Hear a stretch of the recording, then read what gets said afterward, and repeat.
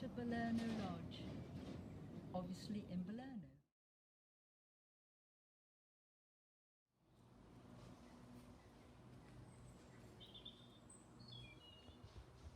This is a new rhodie we got 2 years ago from Glendoich. I'm afraid I can't remember the name of it, but I was so amused by the shape of the leaves, I just had to have it. And again, I'm terribly sorry, we're hopeless at remembering the names of these rhodies. So actually, if anybody knows them, I would be delighted if you would let me know. The dry sweets around to the left, and on either side, there are many, many rhododendrons. Some we've planted and some we haven't. This is a view looking down the drive from our front door.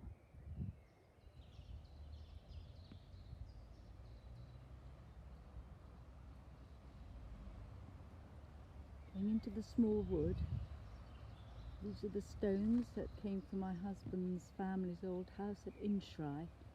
And those azaleas in the front have been very successful this year. We find this to be a very reliable rose. It's called Marigold and it flowers prolifically.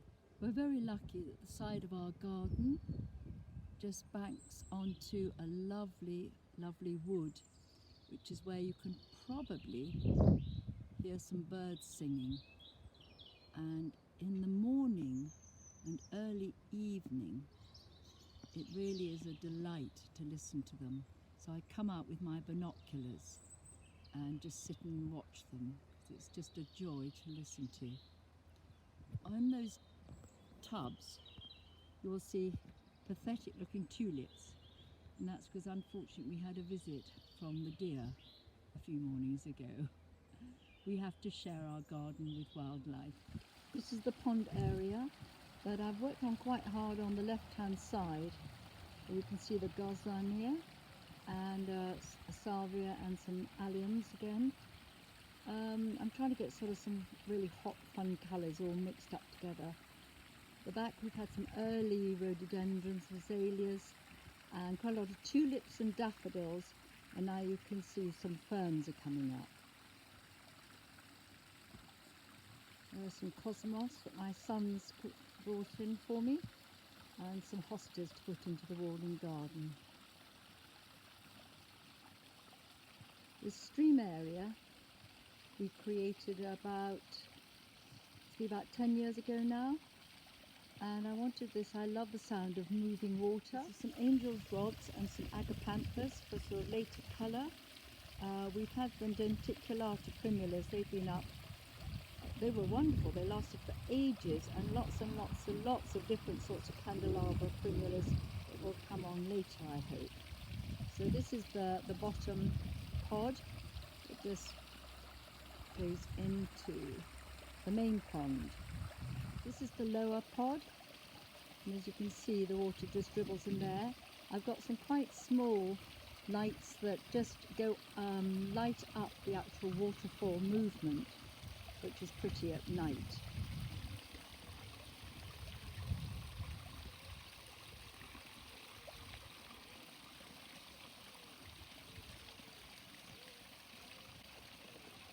Moving back, these are some alliums I just had left over. So I thought, well, I'll just put them in a pot and see what happens. Anyway, I'm delighted because they seem to have come on quite well. So next year, in the autumn, I'll plant them properly. So this is a sort of quite a natural looking area, as you'll see with the rhododendrons there. Some little wild orchids planted there.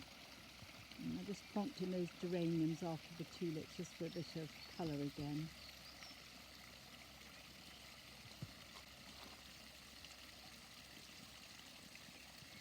There's a ridiculous bright pink box. It's cheekily. It says Gilly's Bloomers, that I was given it for my special birthday.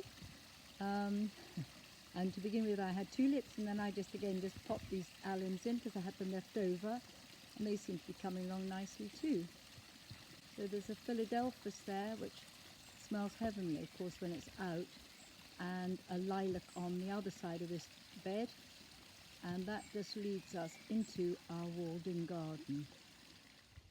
I'm hoping maybe I can do this in this part of the garden in June, because everything's looking pretty healthy, but of course there's very, very little colour just now. But it really does go into a riot of colour into the middle of the summer. And over here on the right is an insect bed that I created 2 years ago, and every plant in it is really just for my insects. So it started off this year very hopefully. I saw 3 different types of bumblebees, and actually one of them was a honeybee, but anyway, and 3 or 4 different types of butterflies. So but then when it got so cold, they just all disappeared. Anyway, I'm really hoping they'll all come back again.